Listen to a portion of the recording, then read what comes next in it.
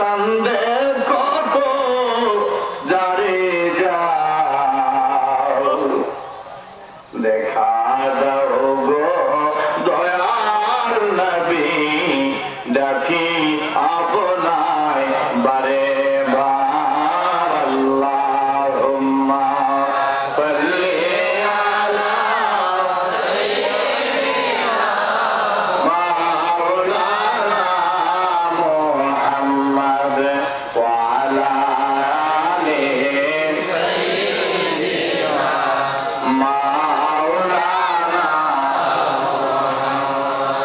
নবী গো ভালোবাসা আল্লাহর ওলি হওয়া যায় নবী গো আপনার ভালোবাসায় দুজক হারাম হয়ে যায় আল্লাহুম্মা সাল্লি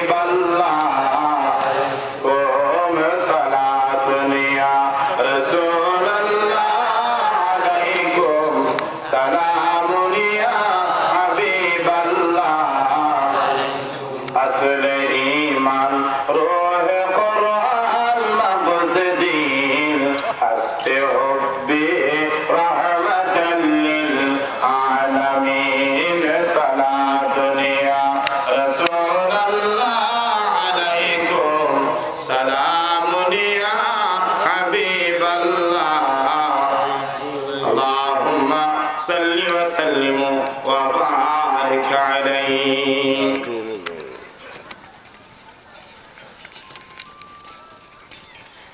শাহ শেখ ফরিদ উদ্দিন রাহিমাহুল্লাহ তাআলা যুব সংঘের যুব ইসলামী সংগঠনের আয়োজিত এ বিশাল ইসলামী মহাসম্মেলনের আজকের সম্মানিত সভাপতি, আমার পাশে উপবিষ্ট আমাদের সকলের শ্রদ্ধাভাজন লন্ডন প্রবাসী সম্মানিত মেহমান, উপস্থিত আমার শিরোতাজ শিরোমণি মুরব্বিয়ানি কেরাম, ইসলাম প্রিয়, নবী প্রিয়, অলি প্রিয় আমার যুবক ভাইরা, আমরা মহান আল্লাহ সুবহানাহু ওয়া তাআলার দরবারে আলিশানে লক্ষ কোটি শুকর আর সুজুদ আদায় করছি যে আল্লাহ সুবহানাহু ওয়া তাআলা আপনাদেরকে হাজার হাজার মানুষ থেকে, এই এলাকার হাজার হাজার মানুষ থেকে আল্লাহ যাকে ভালোবেসেছেন, মায়া করেছেন, এই মায়া মানুষগুলোকে, ভালোবাসার মানুষগুলোকে দয়া করে আজকে এই বিশাল সম্মেলনে, সুন্নি মহাসম্মেলনে হাজির করে দিয়েছেন। এই জন্য আমরা সকলে খুশি না বেজার, বেশি না কম? আলহামদুলিল্লাহ। আমার ভাইরা, সকলের ভালো কাজ করা, নেক কাজ করা সকলের দ্বারা সম্ভব হয় না। আর সকলেই সৎ কাজে এবং ভালো জায়গাতে হাজির হতে পারে না। তাহলে তাম পৃথিবীতে 600 কোটি মানুষের মধ্যে 150-200 কোটি মানুষ মুসলমান আর বাকি সবগুলো জাহান্নামী। তাহলে আল্লাহ তো সবারই মুসলমান বানিয়ে দিতেন, ঠিক কিনা? তাহলে বোঝা গেল যে মানুষগুলোকে আল্লাহ একান্তভাবে ভালোবাসেন, যে মানুষগুলোকে আল্লাহ মায়া করেন, ওই মায়ার মানুষগুলোকে মায়ার কাজ করা, যদি বলুন সুবহানাল্লাহ।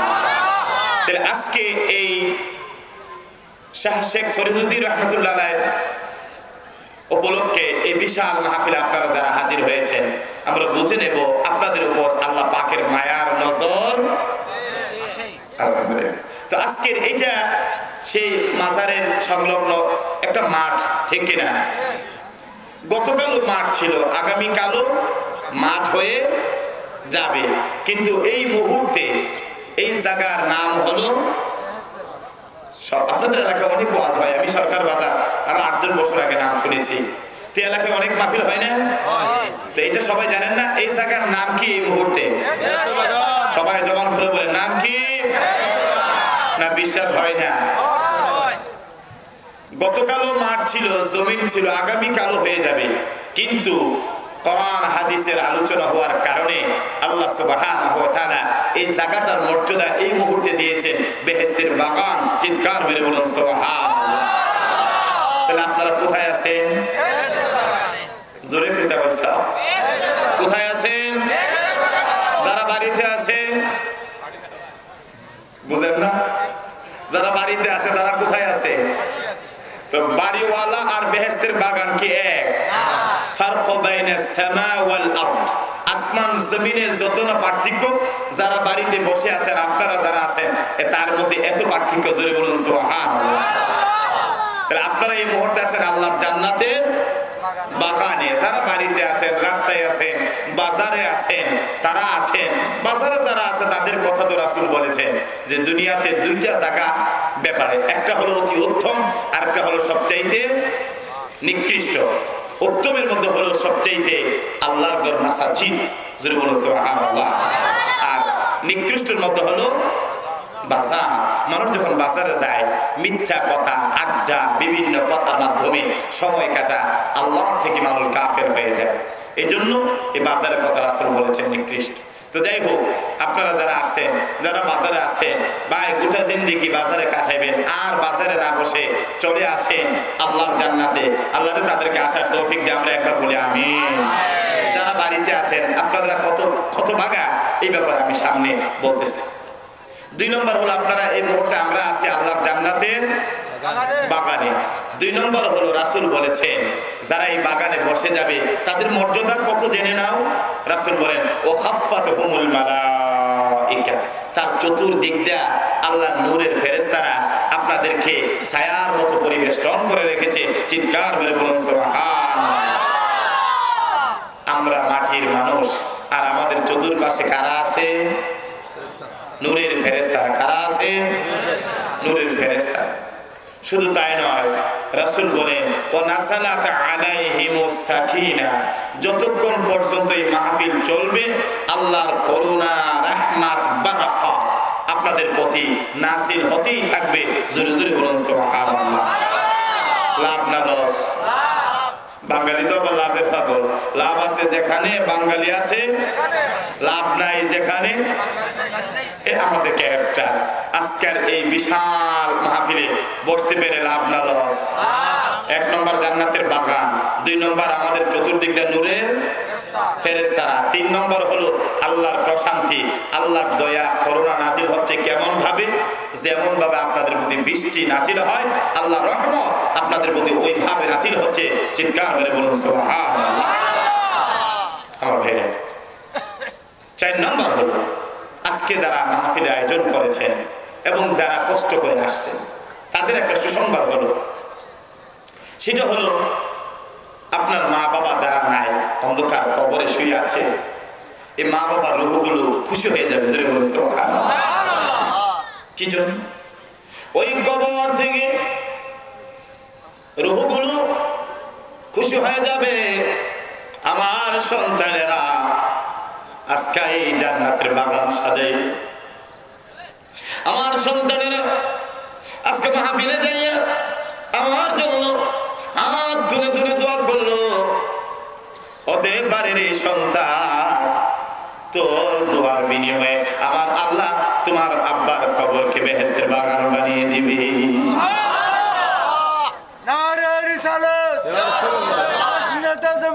হতে পারে আজকের এই দোয়ার বিনিময়ে আল্লাহ রাব্বুল আলামিন তোমার আম্মার কবরকে জান্নাতের বাগান বানিয়ে দিবে। বলুন সুবহানাল্লাহ।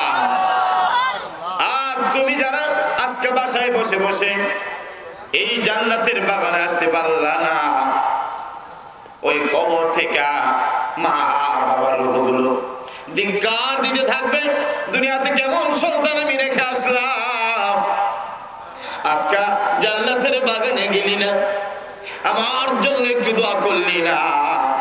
সন্তান রে, তুই যদি আল্লাহর দরবারে একটু দোয়া করতি, হতে পারত রে সন্তান তোর দোয়ার বিনিময়ে আমার মাবুদ আমার কবর বেহেশতের বাগান বানিয়ে দিত। দুনিয়ার বাড়ি দিয়ে আসলাম, দুনিয়ার গাড়ি দিয়ে আসলাম, দুনিয়ার সম্পদ দিয়ে আসলাম, আমি কবর যাওয়ার পরে আজ পর্যন্ত আমার খবর নিলি না। সন্তান, আমি সুখে কিংবা দুঃখে আছি। আমি এই জন্য কোরআনুল কারীমের মধ্যে আল্লাহ কার জন্য কিভাবে দোয়া করবেন আল্লাহ শিক্ষা দেন নাই, ছোট্ট একটা দোয়া শিক্ষা দিয়েছে। সন্তান, পৃথিবীর যে কোনো প্রান্তে থাকো, তুমি যেন আল্লাহর দরবারে নামাজ পড়ে পড়ে দোয়া করো, রাব্বিরহামহুমা কামা রাব্বায়ানি। এইভাবে যদি সন্তান দোয়া করে, মা বাবার জন্য আল্লাহ রাব্বুল আলামিন সন্তানের দোয়ার বিনিময়ে মা বাবার কবরের আগুন আল্লাহ নিভাইয়ে দেয়। তাহলে আজকে যারা এখানে বসতে পেরেছে, আজকে আপনার এই দোয়ার বিনিময়ে হতে পারে আল্লাহ রাব্বুল আলামিন আপনার আব্বার কবরকে বেহেশতের বাগান বানিয়ে দিব। আমরা বলি আমিন। তাহলে আমরা এই মুহূর্তে কোথায় আছি? বেহেশতের বাগানে। বেহেশতে কেউ যাইতে চানি বাইসা বাইরে হতে যাবেনি। আল্লাহ রাব্বুল আলামিন বলছেন, যারা জান্নাতে প্রবেশ করবে, জান্নাতীরা কখনো জান্নাত থেকে বাইরে হওয়ার জন্য মন কখনো, এত নিয়ামত আল্লাহ জান্নাতে দিবেন। কাজেই এই জান্নাতের বাগানে আমরা যতক্ষণ আলোচনা শুনবো, আল্লাহ যে ততক্ষণ পর্যন্ত আমাদের বসে থাকার তৌফিক দিয়ে আমরা সকলে বলি আমিন। আমার ভাইরা, আল্লাহ সুবহানাহু ওয়া তাআলা আমাদেরকে সৃষ্টি করেছেন, দুনিয়াতে বহু মানুষ সৃষ্টি করেছে। এই সৃষ্টির পাছনে আল্লাহ সুবহানাহু ওয়া তাআলা যে জিনিসটুকু রেখে দিলেন, সেটা হলো বান্দা তার গুণের কারণে, তার ইবাদতের কারণে এই মানুষগুলোর মধ্যে কিছু মানুষ আমার আল্লাহর কাছে প্রিয় হয়ে যাবে। জোরে বলুন সুবহানাল্লাহ। তাহলে বোঝা গেল সব মানুষই আল্লাহর বান্দা। মানুষের মধ্যে কিছু মানুষ আছে যারা আল্লাহর কাছে বিশেষ কারণে, বিশেষ আমলের কারণে আল্লাহর দরবারে মানুষগুলো গুণান্বিত হয়ে যায়, আল্লাহর কাছে সম্মানিত হয়ে যায়। কিন্তু সেই সম্মানিত হওয়ার জন্য আমাদের কিছু করণীয় করতে হবে, আমরা কিছু জিনিস বুঝতে হবে। আমার ভাইরা, আল্লাহ সুবহানাহু ওয়া তাআলা এই আল্লাহকে বোঝার জন্য, আল্লাহকে চিনার জন্য আল্লাহ সুবহানাহু ওয়া তাআলা যে জিনিস আমাদেরকে দিয়েছে, আমাদের ডানে বামে সামনে পাছনে আমরা অনেক কিছু দেখি, কিন্তু আমরা উপলব্ধি করতে পারি না। এই জন্য আল্লাহ বলছেন, বান্দা আমি অনেক নিদর্শন রেখেছি, কিন্তু একটা নিদর্শন তোকে দিয়ে আমি বোঝাতে চাচ্ছি। জোরে বলুন সুবহানাল্লাহ। একটা হলো কি?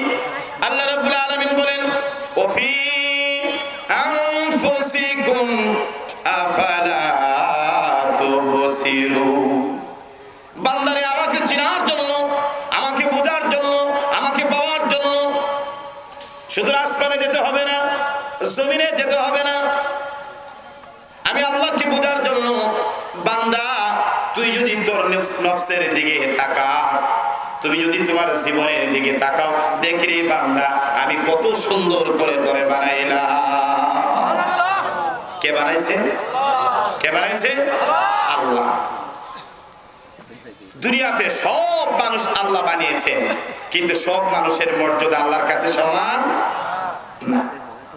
কি জন্য? মানুষের মধ্যে আল্লাহ রাব্বুল আলামিন বানানোর পরে আল্লাহ বলেন, ইম্মা শাকিরা ওয়া ইম্মা কাফুরা। আমি মানুষকে জ্ঞান দিয়ে, বুদ্ধি দিয়ে, বিচক্ষণতা দিয়ে দুনিয়ার মধ্যে ছেড়ে দিলাম। যারা আমি আল্লাহর জন্য ব্যবহার করতে পেরেছে, আমি আল্লাহকে চিনতে পেরেছে, ওই মানুষগুলো আমি আল্লাহর দরবারে সম্মানিত হয়ে যাবে। চিৎকার মেরে বলুন সুবহানাল্লাহ। আপনাদের যে এত মানুষ, আওয়াজে মনে হচ্ছে এই এলাকার মানুষ আজকে 2-3 দিন পর্যন্ত খানা নাই, ঠিক কিনা? তাহলে আজকে এত মানুষ, আপনাদের এলাকায় ইলেকশন হইতেছে নাকি? না হয়ে গেছে? না ইলেকশন হচ্ছে? যদি না হয়, অনেক এলাকায় ইলেকশন হচ্ছে, এতগুলো মানুষ আপনারা যদি কোনো এমপি সাহেবের জন্য অথবা চেয়ারম্যানের জন্য যদি একসাথে ডাক দেন, আমার ভাই কই, আওয়াজটা কি এমন হবে না বেশি হবে? আর কথা বলেন নাকি রে, বেশি হবে না? তো আল্লাহ যদি কই বান্দা আওয়াজ দিলাম আমি, আর আওয়াজ ব্যবহার করলাম চেয়ারম্যানের জন্য, তাহলে খবর আছে। আল্লাহ কয় আমি ধরি না, আর ধরলে আমার ধরা বড় কঠিন, আর আমি সহজে যাকে ধরি তাকে আমার ধরার দিকে ছুটতে পারে না। কাজে আল্লাহ পাকের যে মনিব আমাদেরকে কণ্ঠ দিলেন, যে আল্লাহ আমাদেরকে এই আওয়াজ দিলেন, যে আল্লাহ আমাদেরকে এত সুন্দর করে বানালেন, ওই আল্লাহর জন্য আমাদের কণ্ঠ ব্যবহার হইতো কিনা? আর হবে কিনা? যদি হয় তাহলে সেই আল্লাহর জন্য আমরা আমাদের সমস্ত শক্তি দিয়া, সমস্ত কণ্ঠ দিয়া আমরা আল্লাহ শুকরিয়া আদায় করি। আমরা আল্লাহ পাকের সেই শুকরিয়া আদায় করতে চাই। রাজি আছেন সবাই? যে কত দূরে, যে জীবনে যত জোরে আওয়াজ করেছি, কিন্তু আমার আজকের এই আওয়াজটা হবে সবচেয়ে বড় আওয়াজ, যে আওয়াজটা হবে আল্লাহর কাছে কিয়ামতের ময়দানে বাঁচার জন্য একটা উসিলা। যেহেতু আল্লাহ বলছেন কি, আমি কিয়ামতের ময়দানে, ও বান্দা আমি যত নিয়ামত তোকে দান করেছি সমস্ত নিয়ামত সম্পর্কে জিজ্ঞাসা করব, এবং ওই দিন যেন আমরা আল্লাহ নিয়ামত থেকে বাঁচতে পারি। এই জন্য আমরা সকলে জবান খুলে আমরা আল্লাহ পাকের শুকরিয়া আদায় করি। আমরা সকলে আলহামদুলিল্লাহ,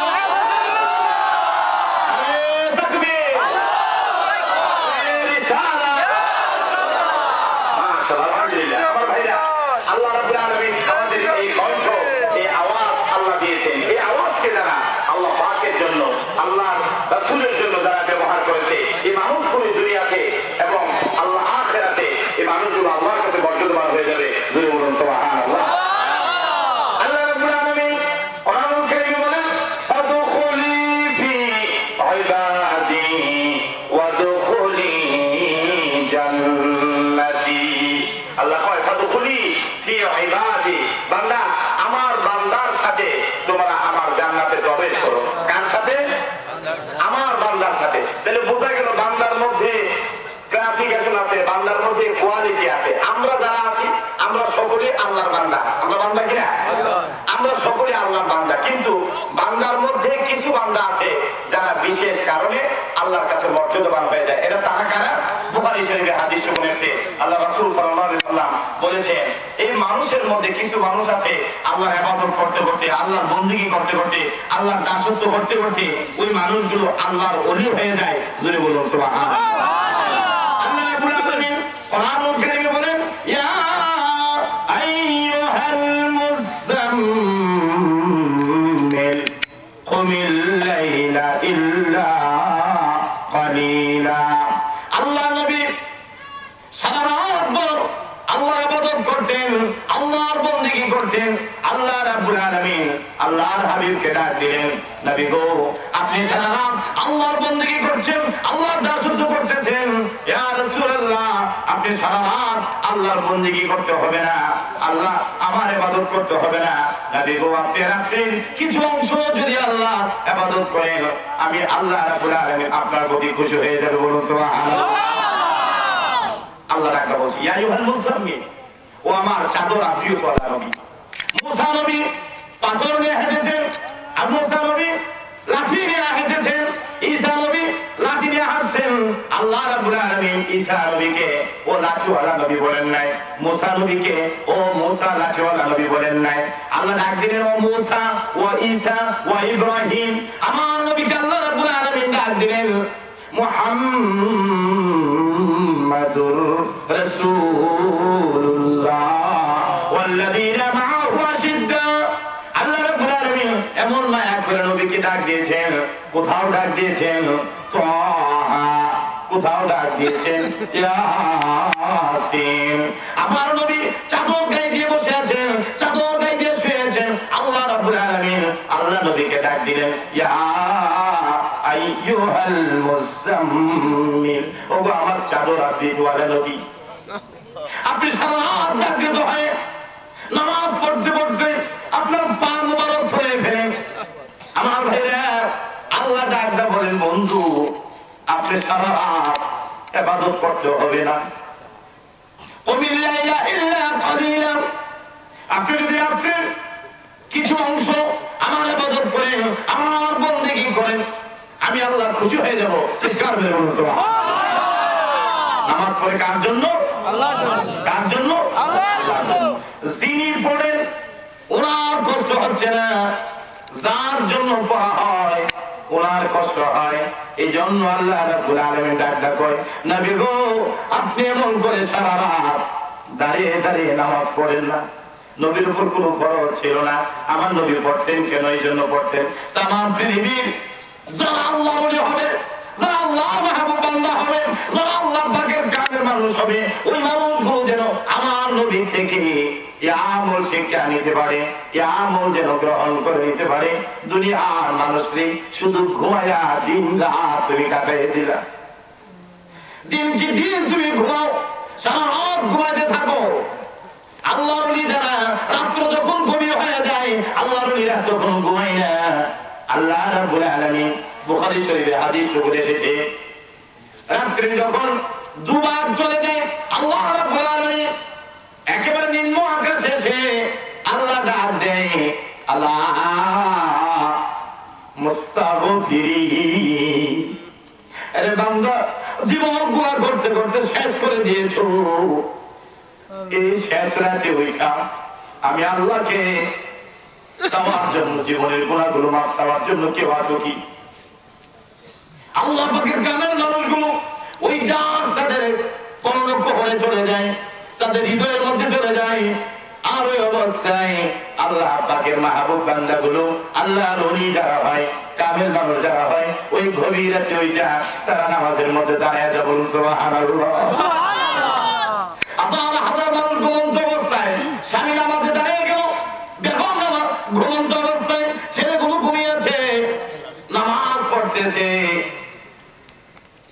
আল্লাহ রাব্বুল আলামিন ফেরেশতাদেরকে নির্ভর করে, আরে ফেরেশতা এই গভীর রাতে আমার লক্ষ লক্ষ মানুষ ঘুমিয়েছে, আমার কিছু বান্দা এখনো ঘুমাই না।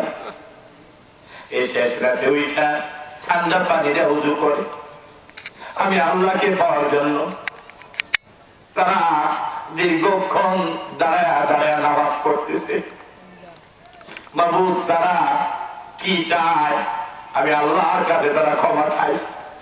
আল্লাহ ডাকতে কয়, ফেরেশতারা তোমরা সাক্ষী থাকো, আমার জালালিয়াতের কসম, আমি আল্লাহর কুদরতি জালালিয়াতের কসম, আমার ওই বান্দার জীবনের গুনাহগুলো আমি আল্লাহ মাফ করে দিলাম।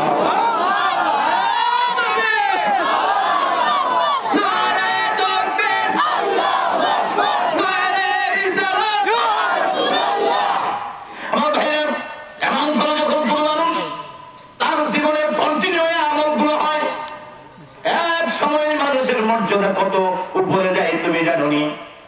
আল্লাহ রাসূল হাদিসে কুদসি আল্লাহ বলেন, জবানগুলো আয়াতগুলো আমার নবীর, ওই মানুষ ইবাদত করতে করতে বندگی করতে করতে আল্লাহ কোরআন তেলাওয়াত করতে করতে ওই বান্দা যখন দুটো হাত আল্লাহর দরবারে উঠায় দেয়, আর আল্লাহ রাব্বুল আলামিন কয়, বন্ধু যদিও তুমি মানুষ, কিন্তু তোমার হাতটা আমি আল্লাহর কাছে এত পছন্দনীয়, তোমার হাতটা আমি আল্লাহর কুদরতি হাত হয়ে যায়, আর এই জন্য তোমার হাতের দোয়া আমি ফিরাই দিতে পারি না।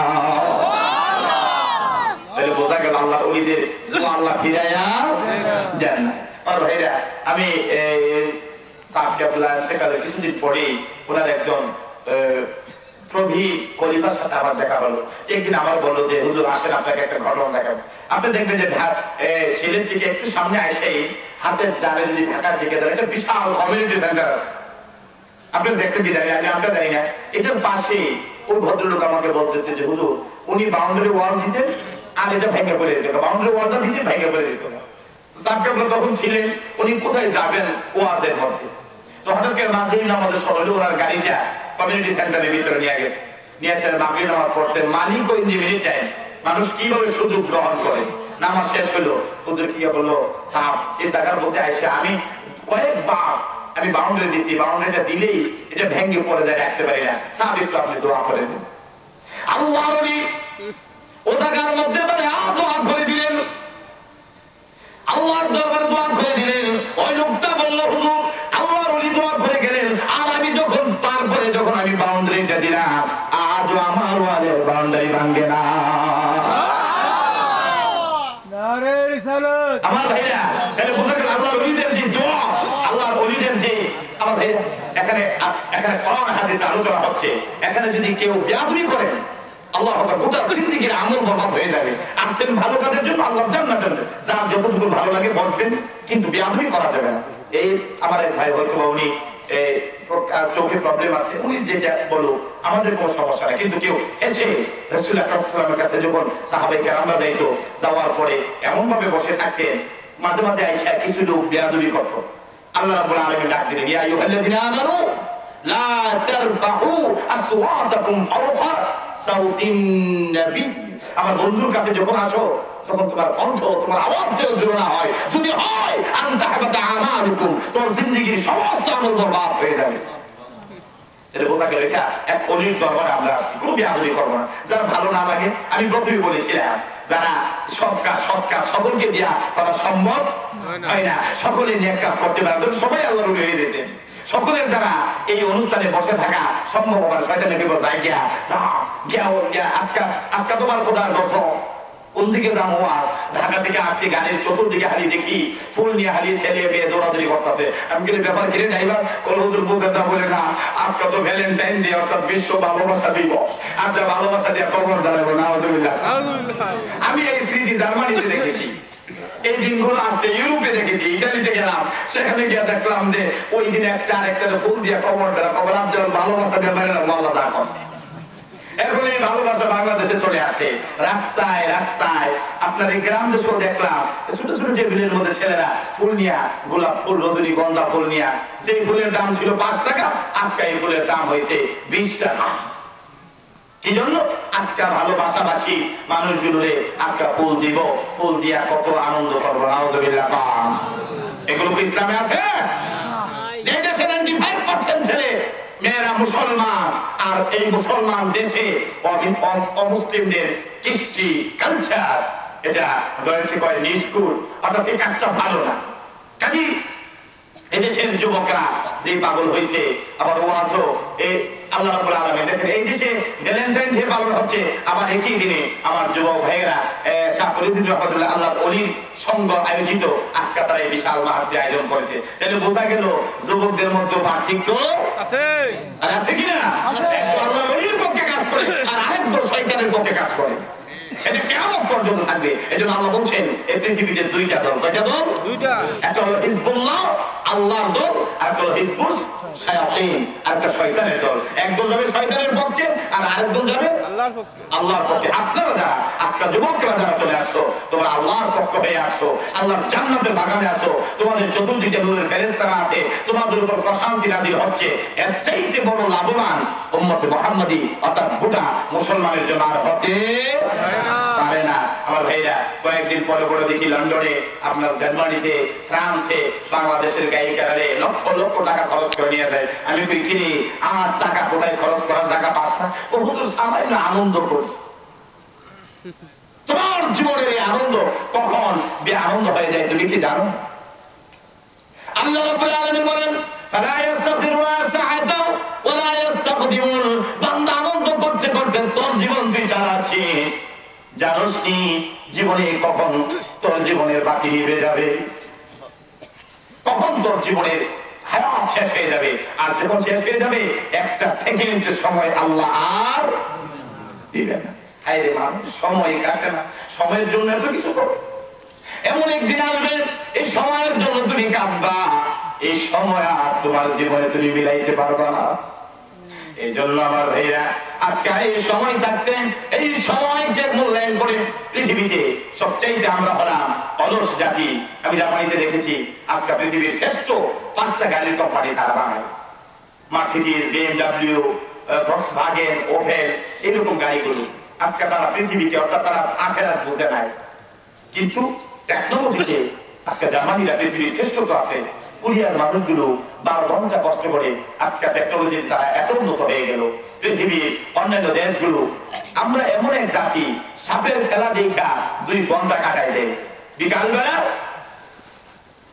পচা মাছ আর পোকা বেগুন নিয়ে বাসায় যায়। বেগম কয় কি ব্যাপার? বলে আরে বইলো না, তোরা সাপটাতে দেখতাম ছিলাম না, এটা দেখতে দেখতে বিল চলে গেছে, বাজার চলে গেছে। এই তো আমরা জানি। কিন্তু ওই দেশের মধ্যে এইভাবে মানুষ সময় কাটায় না, সময়ের মূল্যায়ন করে।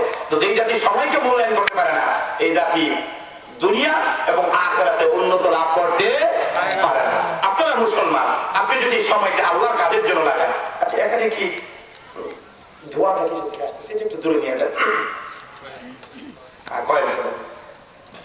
আজকে যদি আমরা মুসলমান, আমরা যদি আমার ভাইরা, আমরা যদি আল্লাহর দ্বীনের জন্য সময়টাকে লাগাই, আল্লাহর জন্য যদি আমরা সময়টা লাগাই, তাহলে আপনি হবেন এক একজন মানুষ হবেন আল্লাহর ওলি।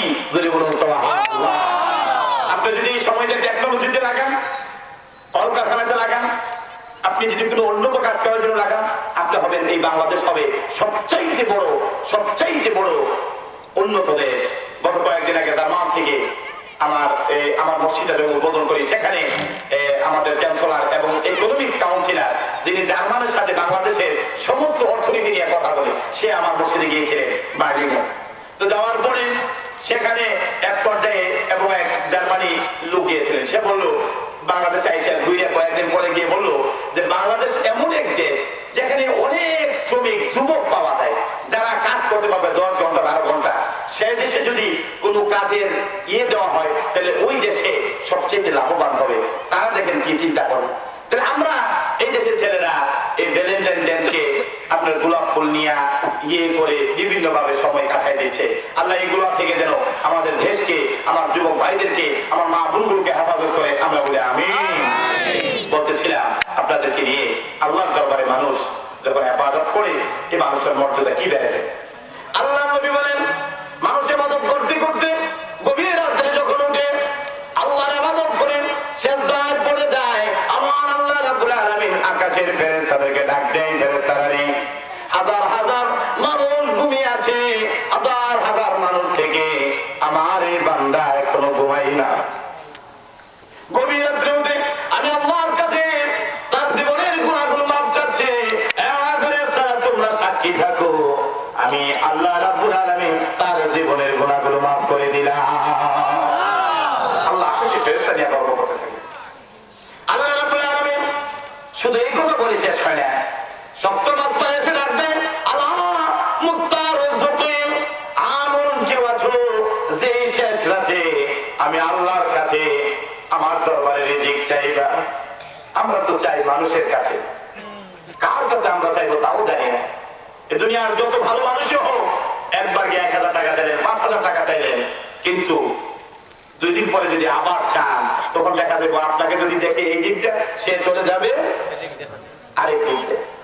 যার কাছে চাইলে মানুষ অন্যদিকে চলে যায়, আমরা বারবার যে তার কাছেই চাই। অথচ আল্লাহ রাব্বুল আলামিন বলেন, উদউনি ইস্তাজিব লাকুম, বান্দা আমার কাছে চাও, আমি আল্লাহ তোমাদেরকে দান করব। সুবহানাল্লাহ। কে দান করবে? আল্লাহ। আল্লাহ। আল্লাহ কই বান্দা আমার কাছে রিজিক চাই, আমরা আল্লাহর কাছে চাইতে জানি না। আর মানুষ যখন আল্লাহর ইবাদত করে, আল্লাহর কাছে যখন রিজিক চায়, আল্লাহ রাব্বুল আলামিন কুদরতি ভাবে ওই বান্দার রিজিক পৌঁছে দেয়। কিভাবে দেয়? আমরা একটা ছোট্ট ঘটনা দেখলে আমরা পাবো। কোরআনুল কারীমে হযরতে মারিয়াম আলাইহিস সালামের ঘটনা শুনেন নাই? শুনছেন কি না? মারিয়াম আলাইহিস সালামের নাম, ওনার আম্মার নাম ছিল হান্না বিনতে তাকুস।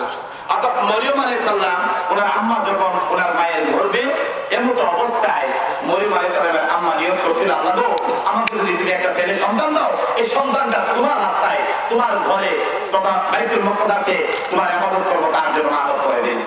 আল্লাহর কদর বোঝা যায় না। কিছুদিন পরে উনি ভূমিষ্ঠ হলেন, কিন্তু উনি মনে মনে ভাবছিলেন, আল্লাহ আমার বুঝি একটা ছেলে সন্তান হবে, কিন্তু আল্লাহ রাব্বুল আলামিন ওনাকে একটা মেয়ে সন্তান দান করলেন। যদি বলুন সুবহানাল্লাহ। সুবহানাল্লাহ। যাই হোক, উনি ওনার নাম রাখলেন ওয়াসাম্মাইতুহা মারিয়াম, আমি আমার এই মেয়েটার নাম রাখলাম মারিয়াম। যদি বলুন সুবহানাল্লাহ। আর আমরা তো ছেলে মেয়ে হইলে কত রকমের কত গুণের নাম যে রাখি। এক লোক নাম রাখছে তিতাস। আমি বললাম ভাই সাহেব আপনার মেয়ের নাম তিতাস কেন? কয় হুজুর তিতাস নদীর মাঝখানে ইসলাম হসপিটালের মধ্যে নৌকাতে দেয়, সেটা হঠাৎ করে নদীর মাঝখানে প্রসব হয়েছে, এই জন্য এই মেয়েটার নাম রাখছে তিতাস। বলে নাউজুবিল্লাহ। কিয়ামতের ময়দানে কিছু নামের জন্য আল্লাহর কাছে আমরা ধরা পড়া যায়। যাই হোক, মারিয়াম আলাইহিস সালাম আল্লাহ ওনার আম্মা, ওনার নাম রাখলেন মারিয়াম। একটু বড় হয়েছে পরে যেহেতু উনি মানব করেছিলেন, বাইতুল মাকদাসে একটা ছোট্ট রুম করে ওখানে মরিয়মকে দিয়ে দিলেন, তুমি সেখানে আল্লাহর ইবাদত করো, বন্দী করো, দাসত্ব করো। কিন্তু তার দেখাশোনা কে করবে? হযরত জাকারিয়া আলাইহিস সালাম। ওনার ভালো লাগে, যেরকম অনেক ঘটনা আমি সেদিকে যাচ্ছি না। জাকারিয়া নবী মরিয়মের দেখাশোনার দায়িত্ব দিয়েছে। যদি বলুন সুবহানাল্লাহ। মরিয়ম আলাইহিস সালাম আল্লাহর ইবাদতে, আল্লাহর বন্দেগীতে সময় কাটায়, দিন যায় রাত যায়। মারিয়াম বড় হচ্ছে, এমন সময় হঠাৎ করে একদিন জাকারিয়া নবী ঘরের তালা লাগাইয়া বহু দূর উনি চলে গেলেন আল্লাহর দ্বীনের কাজের জন্য। হঠাৎ করে উনি ভুলে গেছেন ওনার যে প্রতিদিন খাবার দিতেন মারিয়াম। চলে যাওয়ার কারণে দীর্ঘ 10-15 দিন পরে জাকারিয়া নবী হঠাৎ করে মনে আসলো, আমি না মারিয়ামকে ঢেলে ঢেলে নিয়ে খাবার পৌঁছাইতাম। আজকে এতদিন হয়ে গেল, ঘর তালা অবস্থায় কে মরিয়মকে খাবার দিবে? আমার মনে হয় মরিয়ম দুনিয়া থেকে চলে গেছে। উনি দৌড়ায় বাইতুল মাকদাসের ওই ছোট্ট মেহরাবের কাছে চলে আসলেন। আয়সা দেখে তালাও ঠিক আছে, এটা বলতো যে না, তালা ভাইও কেউ খাবার দেয় না। চিন্তায় পড়ে গেলেন, তালা খুললেন। খোলার পরে চেয়ে দেখে হযরতে মারিয়াম আলাইহিস সালাম সিজদায় পড়ে পড়ে আল্লাহ তাসবিহ করতেছে। বলুন সুবহানাল্লাহ। সুবহানাল্লাহ ওয়ালহামদুলিল্লাহ লা ইলাহা ইল্লাল্লাহ লা ইলাহা ইল্লাল্লাহ মুহাম্মাদুর রাসূলুল্লাহ। যেমন করে বলেন সুবহানাল্লাহ ওয়ালহামদুলিল্লাহ লা ইলাহা ইল্লাল্লাহ মুহাম্মাদুর রাসূলুল্লাহ। আল্লাহ তাসবিহ করতেছে, আমরা তো পড়তে পারি না, সকাল সন্ধ্যা আমাদের সময় চলে যায়। আমার ভাই আল্লাহ নবী হযরত ঈসা আলাইহিস সালামের মা মারিয়াম আলাইহিস সালাম সিজদায় পড়ে পড়ে আল্লাহর তাসবিহ করছে। জাকারিয়া আলাইহিস সালাম ঘরের ভিতরে ঢুকলেন, বইটা দেখে উনি সিজদারত অবস্থায় আল্লাহর চতুর্দিকটা নামাজের মাসাল্লাহ, চতুর্দিকটা আল্লাহ রাব্বুল আলামিন জান্নাতের ফল দেয়া ভরপুর করে রেখেছে।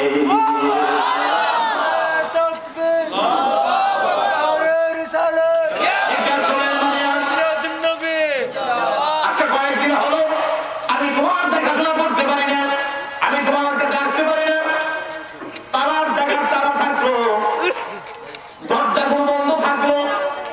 মারিয়াম, বলো রে, তোমাকে এই সুন্দর বেহেশতি খাবার তোমার কে পৌঁছে দিয়েছে? একজন মহিলা মানুষ, তুমি কোথায় থেকে খাবার পাইলে কে দিয়েছে? মারিয়াম আলাইহিস সালাম বললেন, ওগো খালুজান, আমি যে আল্লাহর ইবাদত করি, আমার ওই আল্লাহ আমার জন্য রিজিকের ব্যবস্থা করেছে। কে রিজিকের ব্যবস্থা করে? এই জন্য কোরআন কারীম আল্লাহ বলেন, আল্লাহু ইয়ারযুকু লিমান ইয়াশাউ বিগাইরি হিসাব। আল্লাহ বলেন, আমি যাকে চাই তার জন্য অগণিত রিজিকের ব্যবস্থা করে দেই। কিন্তু আমরা আল্লাহর কাছে রিজিক চাইতে অভাব আমাদের কাটে না, দুঃখ আমাদের যায় না, যন্ত্রণা যায় না, খাদ্য পাই না, চাউল পাই না। মানুষগুলো রাস্তায় দাঁড়ায় থাকে চাউলের জন্য, মানুষগুলো খাবারের জন্য, রিজিকের জন্য। এত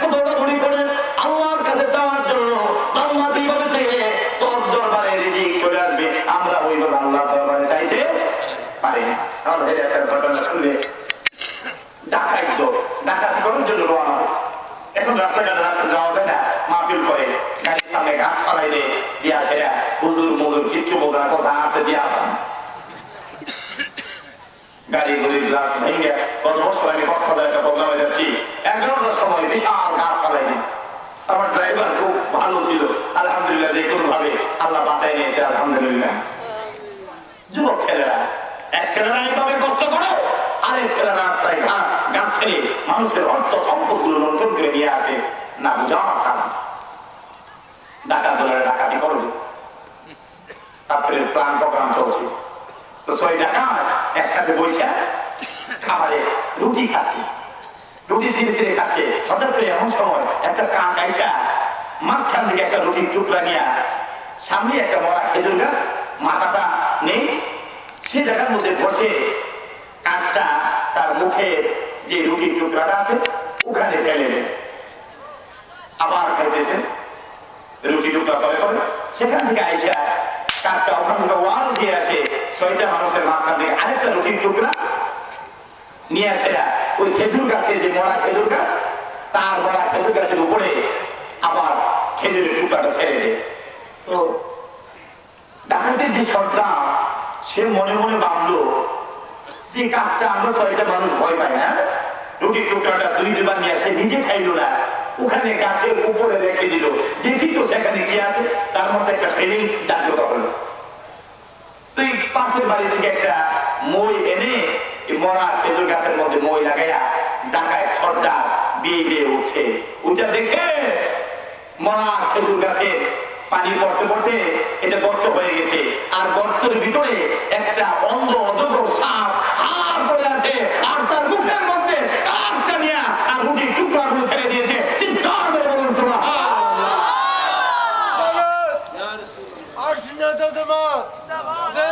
ডাকাত সর্দার সেখান থেকে চিৎকার করে নিচে নেমে এসো, আল্লাহ, যে মনিব মরা খেজুর গাছের মাথার মধ্যে একটা অন্ধ অজগর সাপের রিজিকের ব্যবস্থা করে দিতে পারে, আল্লাহ গো, আমি তো মানুষ, আশরাফুল মাখলুকাত, সৃষ্টির শ্রেষ্ঠ করে আমাকে বানাইলো, আল্লাহ আমি কেন আমার এই হাত পাও থেকে আমি কেন মানুষের অর্থ সম্পদ ডাকাতি করব?